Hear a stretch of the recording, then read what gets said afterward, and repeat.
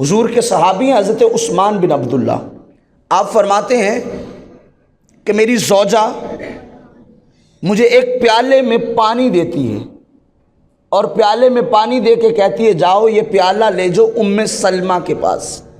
یہ کون ہے ام سلمہ رضی اللہ تعالی عنہا؟ یہ حضور کی زوجہ محترمہ ہے، ہم سب کی ماں ہیں۔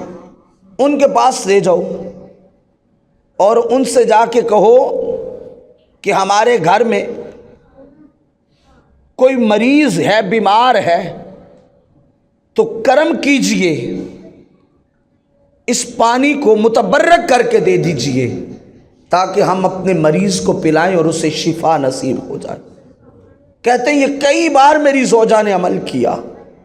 عثمان بن عبداللہ کہتے ہیں میں پیالہ لیتا اور جاتا اپنی ماں ام سلمہ کے دروازے پہ دستک دیتا، وہ تشریف لاتی، میں ان کے سامنے پیالہ کر دیتا، وہ پیالے کو اندر لے جاتی اور چاندی کی ایک بنی ہوئی نلی جسے مشک و عنبر کے ساتھ معطر کیا ہوتا، اس سے ایک حضور کا منہ مبارک نکالتی، جس میں ایک منہ مبارک حضور کا رکھا ہوا تھا، اس کو نکالتی اور نکال کر اس پانی کے اندر پھیرتی رہتی، گویا اس منہ مبارک کا دھومن بناتی اور بنا کے مجھے دے دیتی۔ میں واپس لے آتا۔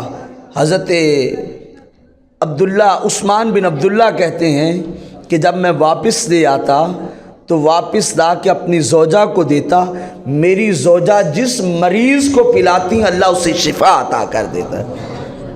گویا صحابہ اور صحابیات کا بھی عقیدہ یہ تھا کہ مصطفیٰ کا منہ مبارک جس پانی میں لگ گیا وہ پانی ایسا متبرک ہوگا کہ کوئی بھی مریض کسی مرض میں مبتلا ہو اگر وہ پانی پی لے تو اسے شفا مل جاتی ہے۔